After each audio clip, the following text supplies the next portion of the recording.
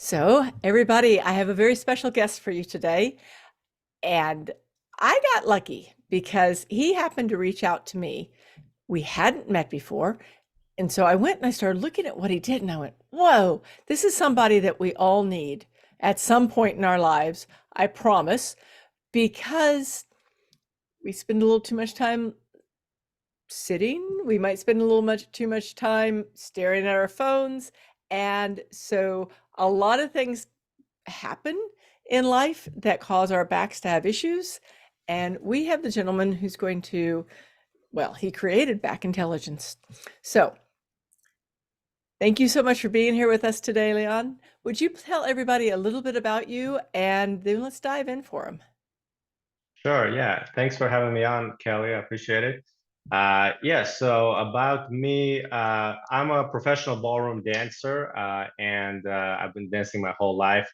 And then, yeah, as I was traveling to dance competitions, I was having some back aches and stuff like that because, when you're dancing, you're contorting your body in certain ways and stuff like that. So I started to kind of research more and more what I can do to alleviate some of my pain. And I kind of started doing a lot of self massage, doing certain stretches and exercises as well to help me kind of alleviate some of the muscle pain that I was experiencing and stuff like that. And then later on, I discovered more and more linkage between our posture and back pain. And then I eventually started backintelligence.com, which is a website and a company focused on helping people to ease their back pain and improve their postures from home using natural methods. Nice. Nice. And so being a professional ballroom dancer, you already had that great posture. But at the same time, you were also kind of pushing your body past some of the things that make bodies happy, which is what was causing the pain. Is that true? Yeah, exactly. So first of all, I would have a really good posture during my dancing, but then when I stopped dancing, I wouldn't necessarily maintain it. So that was the Interesting. problem. So I would dance in a good posture and stomach in, perfect head back, all that. And then I just slouch on my chair Sorry, but afterwards. that's awesome. Yeah. And so I didn't have that awareness that that's probably not going to be good for you to kind of go back and forth, yin yang, like that. So um, yeah, and of course, when you're dancing, you're pushing your body to its limits, and that's just I had like the lingering upper back pain as well, just from that, um, and some low back sometimes, depending on what I was doing. So yeah, just because overactivity is also one of the causes of back pain. Anytime you're playing sports or dancing too much, you can stress a muscle over time. It can spasm. So yeah, that's kind of like what led me down the path of getting more interested in back pain and posture. Yeah. So overactivity and then underactivity, right? Sitting. Sitting is a Yes. like the worst, isn't it? Yeah. Yeah, they say sitting is the new smoking, is the phrase. Yeah, people sit 8 hours a day in their cubicle, and then they drive home sitting. They come home, they eat dinner sitting. They're watching TV on the couch, and then they go to sleep in the fetal position and in bed. So you're in this hunched, position all day, and it's not good for your muscles and your tissues. Yeah. So, okay, tell me about this because and now I'm sitting. Um, I do sit, right? Like, I mean, I work and I work in front of a computer. I've tried stand-up desks, but I find that my brain doesn't work as good when I'm standing as it does when I'm sitting. I guess too much use Animal. sitting on my butt.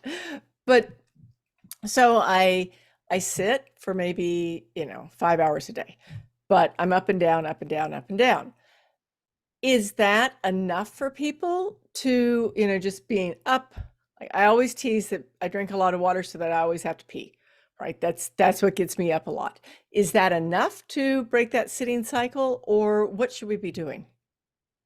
Yeah, we recommend to get up every 30 to 40 minutes. So that's perfect what you said there. You drink a lot of water. So that's kind of like a great thing to do is like if you have to get up to get water every half an hour, it forces you to get up, which is perfect. And then I also recommend for people to get up, stretch out, go for a walk, then come back, do some work, get up in 40 minutes, get some water. So like, yes, that's ideally what you should be doing if you have to sit for work, is just get those breaks in there, as well as doing some mobility work would be great because your body becomes stiff.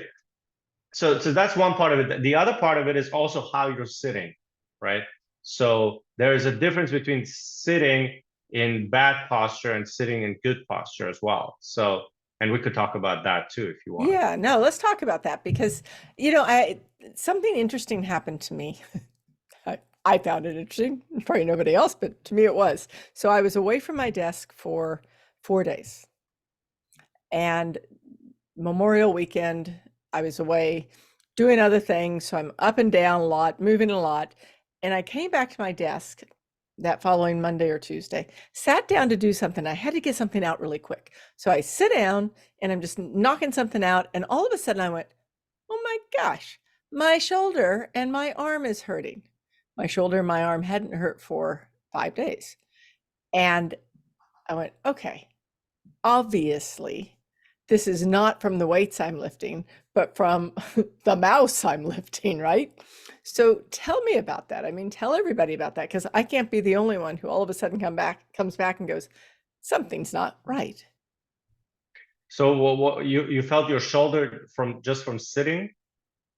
Well, I'm my mouse hand, right? So I sit down and I sit down and start typing, and then all of a sudden I notice that things were not happy again. So it must be an ergonomics thing. How do we know how to be sitting properly? Yeah, so it could be many different things that was causing that. It could be just the position your shoulders in. It could be like so. It's also your forearm. If usually you want it to be kind of 90-degree with your elbows, so to speak, when you're using the mouse. So that's part of it. Um, sometimes in your case, you're talking about a shoulder and arm thing. It could be something you did before, like a day before or a week before, you were doing repetitively, and then when you start sitting in that position, in that locked position for Suddenly a time, notice. it can trigger that pain as well. um, Many people have pain more in their neck or the low back from sitting for too long, and that's mostly because they're in a hunched position with the rounded shoulders and the head Mm, sticking out head forward, going forward, getting that and they're knot back there on yeah, their, exactly. yeah. Yeah, and so if you're slouching like that for a long period of time, that's going to stress out the back muscles here. So they're gonna overwork, for example, and that's what they can spasm over time, and then you need a good massage after that. The low back can also get pain because like our spine is supposed to be more like an S shape, but when you're sitting like this, what happens to the low back? It becomes more like a C curve. So it's like, so if you watch me on the screen here, it's like it becomes like this. So Right. you don't have that neutral spinal position, which it should have. That's the natural spinal position. So if you're losing that neutral spinal position, that's why we recommend for people to use a lumbar cushion support, because when you put that under your back, I have one here, it forces you to have it just pokes you in the low back to remind you to have some of that low back curve, which is natural, so you're not slouching completely. So, okay. For those of you who are listening to the podcast instead of watching this on YouTube, I can just tell you, you might want to go to YouTube, just do a quick watch. Especially, we're going to link to backintelligence.com on YouTube, which has lots of great videos. But we're going to try and describe these things to people. So basically, what you're saying is that first, like when somebody sits up straight, their head should be back slightly, right? Over the, like it's like your mom told you. Put Yeah. the book on your head and stand up straight. So your ears are over your shoulders. You got a little curve in your back. Do you suggest to people that they actually squeeze their glutes or their core to hold that position, at least on and off? Uh, I wouldn't necessarily, so I wouldn't say to squeeze the glutes. I would say in terms of your core, there's two things you can do. One is you can pull in your stomach a little bit, so drawing in maneuver, or you can contract your muscles, your core muscles a little bit. But you have to find that, like, I don't think it's realistic to, squeeze squeeze Right, your to sit there for hours. abs. Yeah. But I think the drawing in maneuver, the pulling in the core, it works better, and that's what I do. So your stomach is not completely out. So you're pulling it in a little bit. That just gets you in a better postural alignment. Mm-hmm. So that's what I would recommend. You're not trying to squeeze the muscles. I mean, essentially what you want is you want to get into a habit of having a good sitting position so that your nervous system already kind of you're doing the right things automatically over Right. time by getting the right It's habits. holding you where it needs to be. Yeah, and this is Yeah. where both ergonomics, like this, sitting correctly and having that awareness of how you're sitting in space. So like, if you feel like your head's starting to jut forward, you can bring it back. Just tuck it. Like one of the exercises we teach is the chin tucks, right? Which is literally Right. you're bringing your neck back into alignment. And so so the other side of it is that's why we recommend certain exercises and stretches so that it's easier for your nervous system, for your body to remember to hold yourself properly in the right position. Right. That makes good sense to me. And like a lot of, I have several clients who have lots of headaches and, bothersome, and they're always kind of like, you can see they're always moving their necks. And to me, it's like, well, maybe a little stretching on there might be a good idea. So your mobility, and once again, I'm going to send people to your videos, but you have a lot of different videos on like mobility, neck mobility, and it's the whole back, right? Like I'm always telling people, the nose is connected to the toes. It's when you're moving like your head from side to side, then you're really not just stretching the neck, you're also working the back. Is that Yeah. true? Yeah, everything is connected. So first of all, there is a thing called referred pain that people don't realize. So sometimes people will have pain, for example, in the neck or between their shoulder blades. People complain a lot of that, like pain between the shoulder blades, and they don't realize this is referred pain from the neck, for example, a lot of times, like or from their lat muscle, which is on the sides of the body. So your lat muscle might be um, too tight, and that can refer pain into the shoulder blade area. So you'll have pain in an area that is referred from another area. That's why it's so important to, like you said, to understand that the body is connected. So if your neck is tight, that might cause issues down the body. It might cause issues in your shoulders. It might cause issues in your chest. Like this is all connected, and there's a fascia which goes through the body, which is connected throughout the whole body. So yeah, definitely want to stretch those tight muscles. So and there are certain muscles that you will feel are tighter than others. That's what you want to focus on. We can also talk about those areas as well. Yeah. Yeah, let's talk about that real quick because Yeah. it's good to know, like, people will say, "Oh, I only have so much time, Kelly." I hear that a lot. Yeah. I can't do everything you say because I only have so much time. So someone's time crunched. What should they be working on? Yeah. So in terms of mobility and stretching, there are certain muscles that get tighter on people, and then there are certain muscles that are weak on most people, like in general. Okay. So the upper traps here, they get tight. So one of the stretches we recommend is like, this is the upper trapezius muscle, as well as So just pulling the, your head slightly to one side gently and then pulling it to the other side gently. yeah, Yeah. yeah, that targets the upper trapezius muscle. There's also levator scapular muscle, which runs in the back of the neck, which it's a similar stretch, but you're gonna look more at an angle, like you're looking at your Okay. So you're kind of down at your turning your pocket. head, you turn your head Yeah, slightly and then you stretch yeah, down. Okay. yeah. So that targets that's some of the neck. In general, we recommend neck circles throughout the day. That's always good. Um, Tight pec muscles, like the pec minor especially muscle, gets very tight on a lot of people, which can bring your shoulders forward. So Uh, why does that get tight? Is it like I'm already shrugging forward, so that's what's going to cause it, or is it yeah, other that's things? part of it. Yeah, so part of it is just, your tissues adapt to the posture that you adopt the most. So if you're sitting with hunched shoulders, over time, this just gets more locked. Okay. So that's part of it. Like if you're sitting in the car like this for a long time, this is stressing out. If you're That's doing getting certain tight. Yeah. Yeah, so if you're doing certain things that require chest, it can just overuse, um, or sports.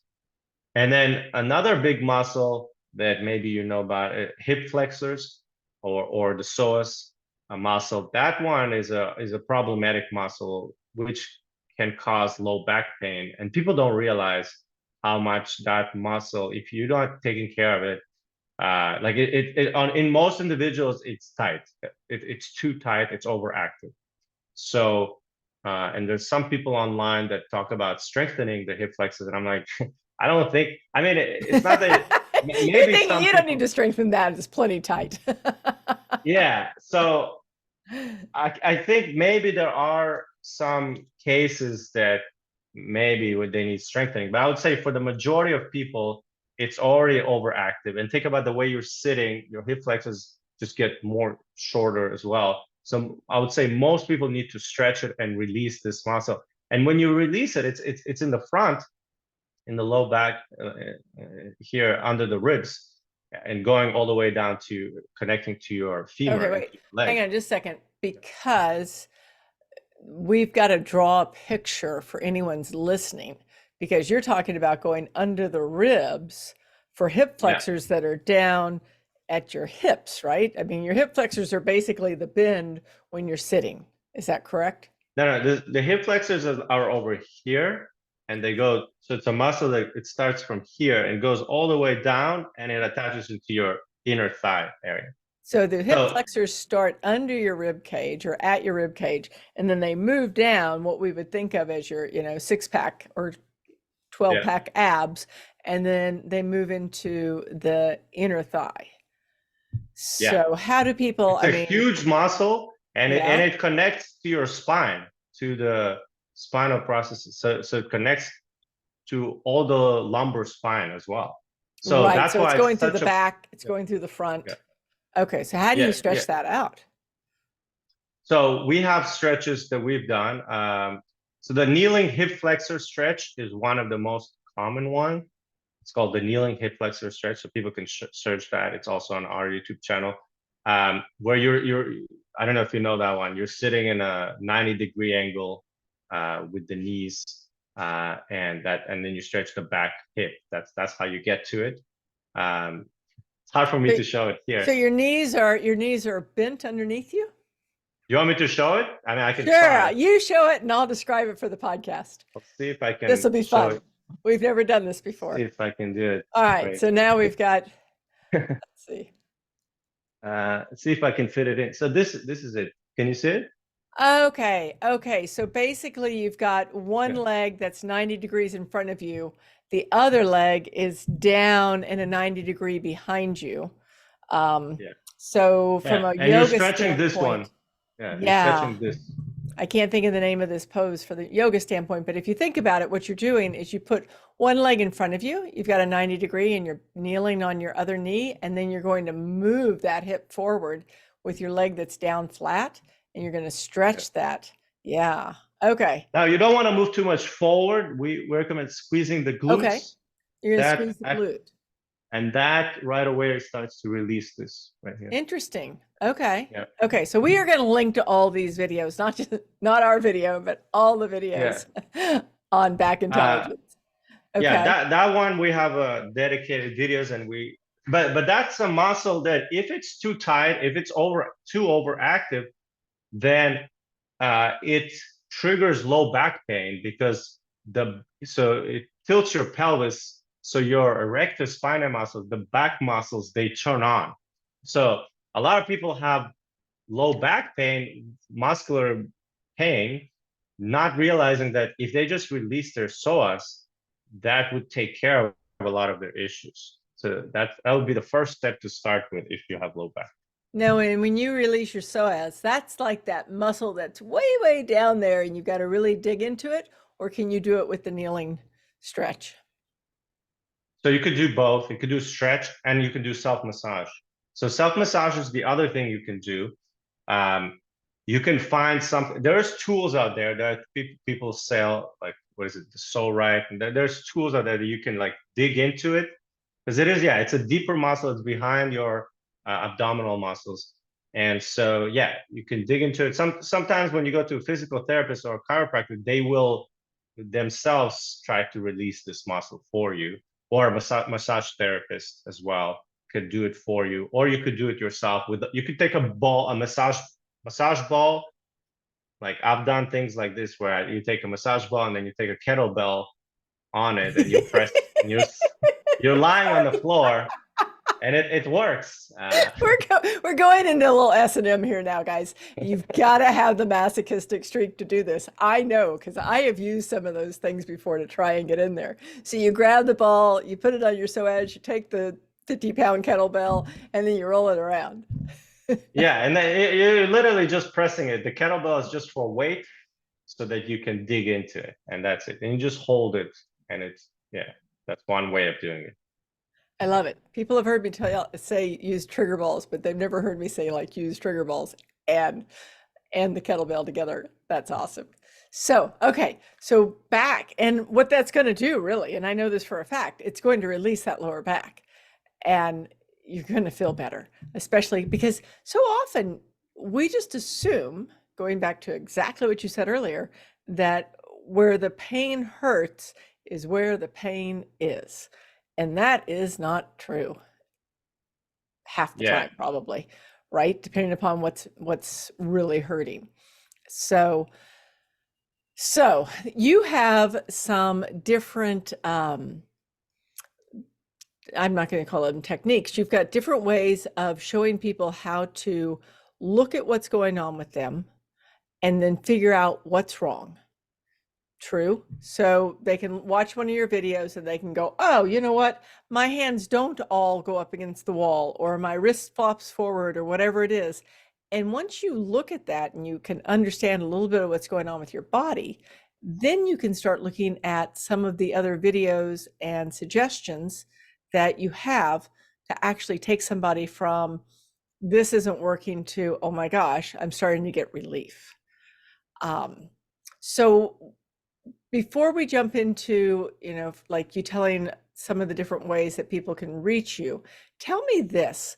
Do you suggest anything like, other than massage and maybe chiropractor, do you suggest Epsom salts and heated water? Do you use heated pads? Do you use, what else do you suggest? Yeah, I think Epsom salt is good for like muscle recovery, from my understanding. Yeah, I know that ice and heat can help, and the research also shows that.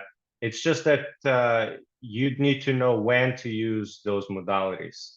So normally, if you have acute pain, you don't want to use heat. You want to use ice. So acute pain meaning like a back spasm, like something that just happens, Something that's just happened in the last yeah, day. Yeah. yeah, in the last week or two. Yeah, so you would apply ice on the area because you're trying to reduce inflammation. If you have chronic pain, then you can introduce some heat into it because that's different because that's already inflamed. That's been, if it's longer than 3, 6 months pain, then some heat to the area can help. So that's kind of how you want to. So yeah, those modalities are definitely good. Yeah. Okay. And then, I mean, I'm just thinking because I can think of a couple of clients right now who they they they try chiropractor, they've tried massage, they have ongoing back pain. I had suggested, and I don't know what you think about this, I had suggested that you know these little machines. I know they're like little stickums where you put them on the back, you put something on your back, Oh and yeah. it buzzes when you start hunching. Oh What yeah, do you yeah, think yeah, about those? yeah. Upright Go is one of the companies. Yeah, I purchased it just to try it. It's a reminder. Yeah, Hmm. it's you're I mean, talking it's about not a that. fix, it's a reminder. It's a Yeah, reminder for posture. Yeah. yeah. Um, from what I, yeah, that one is good. Yeah, anything like that is good. Anything that reminds you to stop hunching. Um, yeah, I would say the most important thing is also to understand the cause of your pain, right? Good point. So Good that's point. where a lot of people I think don't understand what they have, because you have different kinds of pain. You have muscle pain. Most of the pain is musculoskeletal, which is coming from either muscle or the skeletal. Um, but there are sometimes it could be from a disc, it could be from a nerve pain. So then so you have to get proper diagnosis from a professional um, Good to point. understand that as well. We're not going to diagnose on this podcast for anybody, but just Yeah. FYI, you're right. I mean, and I say to people a lot of times, like, start if it's something that is bothering you, start with a professional, do the MRI, do what you think, do what they think. And then if you have that point where you're not getting the relief that you need, when like sometimes some professionals will be like, well, I don't know what else, a shot. Let's give you a shot of steroids, right? What else are we going to do? And maybe at that point, that's when you start looking at it and going, what else can I do? Like, what's really going on here? And is there something I can do lifestyle wise? Is there something I can do fitness wise? Is there something I can do with mobility? Like, what are some of those things that I could actually do for myself to take control back? Because when that probably makes us have a bad back too. When we feel like we don't have any control, then you're a victim, right? You're at mercy. Yeah. Yeah. And when you Yeah. have that feeling, that doesn't make you feel good, you know? Yeah, So, there is a book, it's on my shelf, Living Beyond Pain, I believe it's called.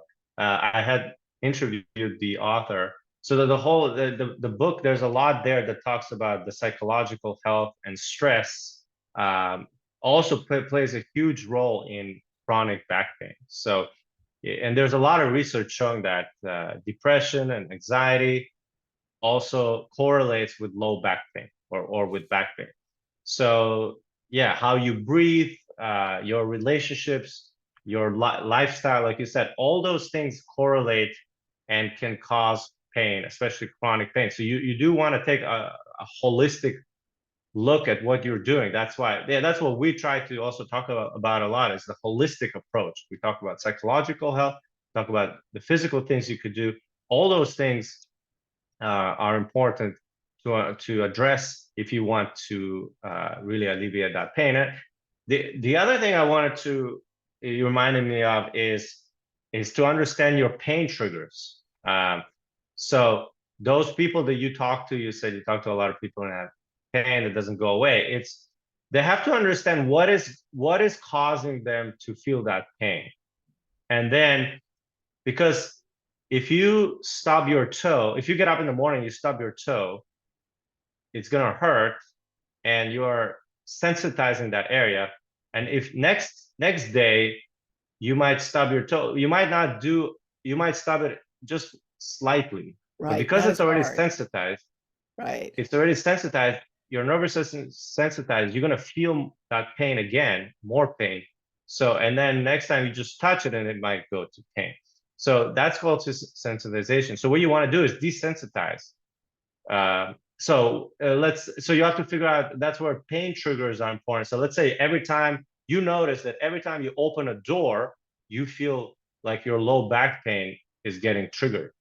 So now you've figured out what's your trigger. So you have to get rid of that trigger. Unless you get rid of that trigger, even if you fix your back pain, it's gonna come back because you're gonna Okay, keep wait, I have to opening ask you a doors. question. So is Yeah. that trigger a mental trigger or a physical trigger or both? No, I'm talking about a physical trigger. Okay, so this is a physical trigger. So you open a door and the movement of opening the door causes the back pain. Your back pain goes away, but it's going to come back when you open the door. Like, I mean, like every time you open a door, if you feel like it's triggering some pain or shoulder pain or back pain, then you need to register in your head, okay, that's what's causing it. So you're sensitizing that over and over again. So then you have to figure out a way how to possibly, because a lot of people, you can't stop opening doors. You have to figure out a way of how to do it in a different way. So for example, one of the things that we teach is you want to brace your core. So you want to open the door, not from your head, not from the back, but from your core. If you could do that, have your hand in front of you and then activate your core muscles and then push into it, see if that alleviates your back pain. Right. Makes So if sense. that alleviates your back pain, now you found out a way of how to not trigger your pain. And now every time you walk through the door, you're pain free. So your nervous system comes down. And that's how so that's one of the very crucial things you got to figure out in your lifestyle is what's triggering it. Interesting. I mean, that's a really good point because when you say that, I can think that there are certain things that I've done in my life that would trigger a pain. And so I would either do what I call fitness flip, which is completely quit doing that thing and do something different, or else try and, work with that area. So that's what you're talking about. It's just like either build up that area, strengthen that area, or desensitize that area. Yeah, exactly. Yeah, yeah, yeah. Yeah. And this can also happen with yoga as well. Like yoga, because you again, all of us are different, so we have different things that might trigger our back pain. So in yoga, you might be going to some random class, and that's why you have to be very careful with those types of stuff like yoga. Like there could be like 7 yoga poses that are perfect for you. They feel great for you, and then one pose there that completely triggers your pain. So you have to modify things. You have to understand what is, so if bending forward is not good for you, don't do the forward bending poses. Skip those. So that's why it's so difficult when people just go and do some stuff and it's like they don't understand. Maybe they're making it worse. Right. And and there's one more piece to that that I just have to say is that when you have those problems, let's say the bending forward bothers you at a yoga class, you have to be willing to be that person who says, you know what, I can't do that. And so I'm not going to, instead of pushing yourself again and again and again and just making it worse and worse. Yeah, exactly. Yeah, Yeah. yeah. Yeah. Cause it's hard. Like, I mean, people will say to me sometimes, well, I'm in a class, so I can't not do it. And I'm like, yeah, you can. Yeah, or do it less. You can Do modify it it, or less. you, I mean, also, yeah, especially with the bending forward, it triggers a lot of people's pain, especially if you are um, curving your spine. That's not good. If you can do it like keeping your spine neutral and just go from the hamstring, you're probably not going to go far, but that might take away the pain as well. So it's also how you do it. How you do it. It's a lot of awareness, isn't it? Yeah, just like anything else. Yeah, it is. It is just like anything else. It's a lot of awareness, being willing to pay attention to where your body is in space and Yeah, and what's making it not happy. Yeah. exactly. Yeah, Oh, yeah. okay. I could ask you questions for days. So I'm going to stop because I know you have things to do. So tell everybody like where to find you, a little bit about what you do in life on back intelligence, and then we'll make sure to link to everything in the show notes too. Okay, yeah. So the best thing is you can check out our website. We got loads of articles there. as well as our YouTube channel, Back Intelligence. We've got lots of videos we put out regularly. Me and Dr. David Oliver, who's a chiropractor, we work together.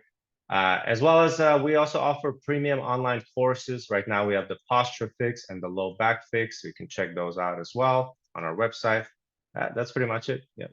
Awesome. Well, thank you, because I do know absolutely that back pain stops people in their tracks, and we don't want that to happen to them. So thank you for being here very, very much. And I will make sure to link to everything in the show notes. Yeah, thank you very much for having me on. That was fun. Absolutely.